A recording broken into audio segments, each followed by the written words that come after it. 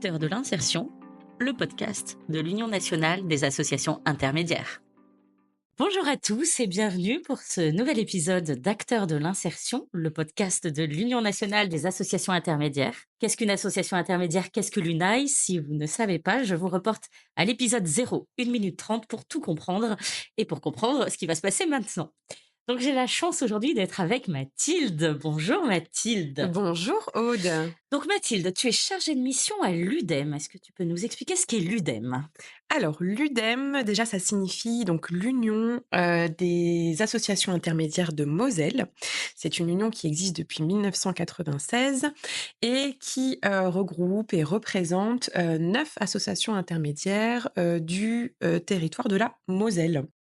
Alors la Moselle, pour les nuls en géographie, on est dans la région Grand Est. C'est ça, à côté du Luxembourg, de l'Allemagne. Avec Metz, magnifique commune s'il en est. Et aujourd'hui, on est Tout à fait. d'ailleurs en Moselle, on est à Agondange. Tout à fait, Et donc, on en profite pour saluer l'association AIDE qui tout à fait, nous accueille. tout à fait, L'UDEM est porteuse d'un dispositif qui s'appelle le tout à fait. dispositif relais. Est-ce que Tout à tu peux fait. nous expliquer en quoi cela consiste? Le dispositif relais, donc, qui signifie remobilisation vers l'emploi via les associations intermédiaires. Donc, R-E-L. L-A-I. Donc, en fait, c'est une convention de partenariat qui lie le département de la Moselle à l'UDEM et donc aux AI de Moselle. C'est un dispositif qui permet à différentes structures de recruter des bénéficiaires du RSA via les associations intermédiaires sur un temps qui est limité, donc qui va de 480 à 610 heures pour chaque relais, et donc de façon gratuite pour les structures, puisque la facturation est adressée directement à l'UDEM, et l'UDEM donc bénéficie d'un soutien financier du département. Donc c'est un réel partenariat, c'est un réel engagement et une réelle preuve de confiance de la part du département dont on bénéficie depuis 2019. Quels sont les objectifs de ce dispositif? Les objectifs sont assez clairs et constants depuis 2019. C'est favoriser l'emploi sur le territoire, soutenir les employeurs mosellans dans leurs difficultés du quotidien en termes de recrutement, permettre au BRSA de se remobiliser vers l'emploi et puis toujours sur un fond de construire des parcours vers l'insertion professionnelle. D'accord. Donc, Voilà. des structures font appel aux associations intermédiaires pour Tout à fait. avoir une mise à disposition de personnel. Tout à fait. C'est gratuit pour elles. Voilà. C'est tout type de structure? Alors, ça a évolué en fait, puisque au démarrage du dispositif, l'idée c'était de venir un petit peu en soutien des exploitations agricoles et viticoles avant tout. En 2019 et puis en 2020 arrive la crise sanitaire, économique et sociale qu'on connaît et donc en toute logique on va dire et bonne intelligence, on a ouvert la possibilité de mise à disposition dans le cadre de relais aux EHPAD. Voilà, donc ça c'est la première évolution. 2021, on ouvre aux collectivités et aux associations. Et puis 2022, secteur marchand, jusqu'à arriver aujourd'hui sur la dernière convention donc de 2024 avec la possibilité de faire des mises à disposition au sein des collèges. Alors là, on a Ah. 600 AI qui sont en train de baver en nous écoutant, qui se disent: «Quoi?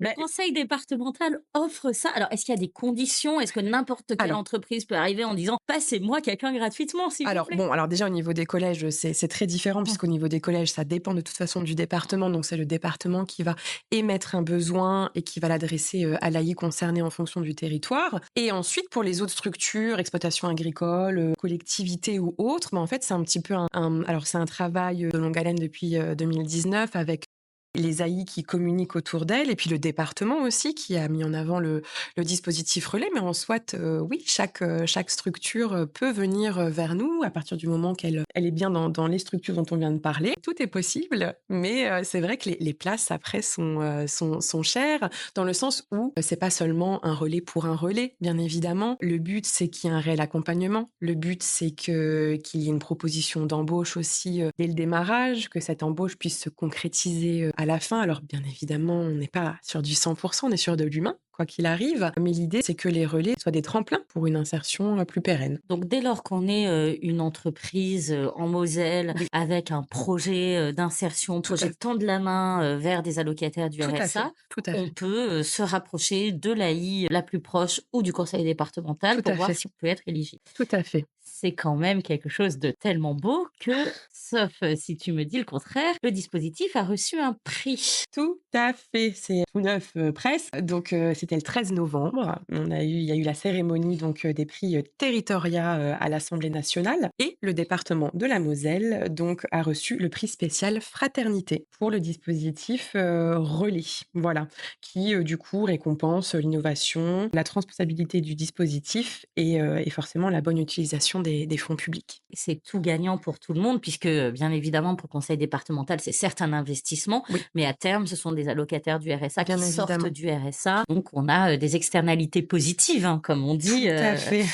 amis des conseils départementaux qui nous écoutez, n'hésitez pas à vous rapprocher de vos collègues de Moselle pour en savoir Et plus. pour appuyer, c'est dire en effet on a un petit peu de recul du coup depuis 2019 et on a notamment, fait un point sur, les dernières années où on a repris, tous les bénéficiaires du RSA qui ont pu bénéficier d'un relais. Donc sur 2021, 2022, 2023, ça représente plus de 600, BRSA. Donc on a refait un point avec chacun d'entre eux, bien évidemment, sous réserve qu'on nous réponde et autres. Mais sur les réponses qu'on a pu avoir, on est sur 40 d'emplois, durables sur ces personnes-là. Donc 40 des 600 personnes passées par le dispositif sont aujourd'hui dans un emploi CDD long ou CDI. Entre 2020 et 2023. Mmh. Là, on vient d'avoir, tout juste les statistiques pour, 2024. On est sur, 26 d'emplois durables, mais on sait que dans 6 mois, ces 26 seront plus puisque, des fois, à la sortie du relais, il y a pas forcément le contrat qu'on attendait et puis 2, 3 mois plus tard, on se rend compte que les structures finalement rappellent la personne et que, peut-être qu'au moment de la fin du dispositif, ils n'avaient pas la possibilité d'embaucher pour X raisons et puis 3 mois plus tard, ça va mieux et on repense à cette personne-là et là, on l'embauche et ça donne, du coup, des chiffres qui ne font qu'augmenter, en fait. Encore une fois, la preuve que quand on travaille en Oui, réseau, on a d'excellents résultats. on Et toi, essaye.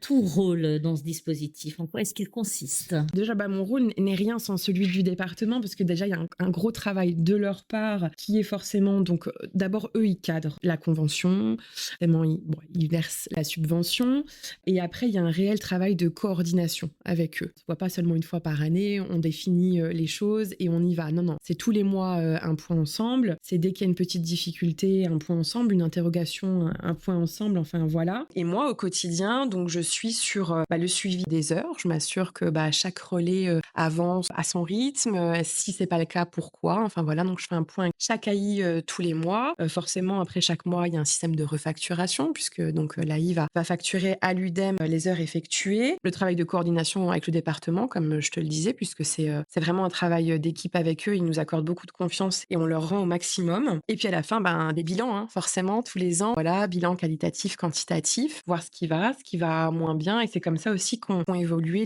les structures qui peuvent accueillir les relais, parce qu'on s'est rendu compte qu'il y a d'autres besoins. On s'est adapté à la réalité du marché et des besoins et on fonctionne comme ça et ça fonctionne bien, du coup, depuis 2019. Et toi, si je ne me trompe, tu es arrivée il y a quelques mois, tu C'est es ça. toute neuve. Quel bilan est-ce que tu tires de tes premiers mois sur cette fonction? C'est un chouette bilan déjà parce que je venais pas de ce monde-là, entre guillemets. J'étais dans le domaine de la formation. Je cherchais un peu de sens pour mon futur, job. J'en avais déjà dans l'autre, mais je voulais une nouvelle dynamique, mais avec toujours ce besoin d'avoir du sens, d'avoir aussi de l'humain. J'ai frappé à la bonne porte parce que, ouais, travailler au sein de l'UDEM, travailler aussi avec le département, travailler avec, le public, qu'on a, même si directement moi je ne travaille pas avec eux, mais et travailler aussi avec les permanents des AI, c'est quand même un monde, bienveillant, je trouve, dans son intégralité. Voilà, on retrouve au quotidien, le sens dont je te parlais. On fait les choses avec conviction, avec engagement et donc forcément ça se ressent au niveau du boulot, au niveau de l'ambiance, au niveau, de l'entraide, au sein des équipes, mais aussi au sein, des AI. Moi, je le vois avec l'UDEM tous les jours parce que je les ai pas tous les jours tous au téléphone, mais c'est un travail, d'équipe et l'équipe est beaucoup plus large que ce que je pensais. C'est chouette d'être un petit peu le point central de tout ça parce qu'individuellement, elles se rendent peut-être plus compte de l'impact qu'elles ont, mais moi, comme j'ai la vue d'ensemble, je me rends compte que, ouais, c'est un impact qu'il faut leur rappeler et donc voilà, j'en profite d'ailleurs parce qu'à chaque fois qu'on me pose des questions, j'aime bien remettre à l'honneur aussi, nos permanents parce qu'ils font quelque chose de beau avec beaucoup de cœur et c'est difficile en ce moment, on le sait et pour autant, ils ont toujours les mêmes convictions et moi, je m'imprègne de tout ça et donc ce poste-là, il fait du bien. Tu vas pas me croire, mais on arrive déjà à la fin de C'est cette pas discussion. vrai! Ça passe tellement Oh là vite. là! Et la dernière question rituelle, Oui. Si tu avais un budget illimité Ah, pour nos AI, pour l'UDEM, qu'est-ce que tu en ferais? budget limité, grosse réunion, alors je dirais pas réunion parce que je voudrais un mot plus fun que ça. Un bel événement avec une mise à l'honneur de nos permanents parce qu'ils en ont besoin. Parce qu'encore une fois, ils font quelque chose de super chouette et ils ont la tête dans le guidon tous les jours et l'actualité est pas super réjouissante. Et j'aimerais qu'ils se rendent compte vraiment de ce qu'ils font. Alors pourquoi pas avec des témoignages de nos demandeurs d'emploi, des espèces de retrouvailles avec des demandeurs d'emploi d'il y a longtemps et puis des plus récents. J'aimerais avoir le budget qui permette de leur témoigner toute l'affection que moi j'ai pour eux et que les gens ont pour eux, tout ce qu'ils peuvent faire. Alors il y a les permanents, il y a les directions aussi bien évidemment parce qu'ils chapeautent tout ça, mais ouais, réunir les équipes, faire quelque chose de super chouette, un peu léger, avec un message fort derrière. Parce que venant de l'extérieur, encore une fois, moi j'ai vraiment découvert un monde bienveillant qui fait du bien et je pense que ça sera à leur tour aussi qu'on leur fasse un petit peu de bien aussi et un peu chaud au cœur. Merci pour tout Voilà. ça, Mathilde. Merci pour ces quelques minutes. Et merci, chers auditeurs. Rendez-vous bientôt pour un prochain épisode.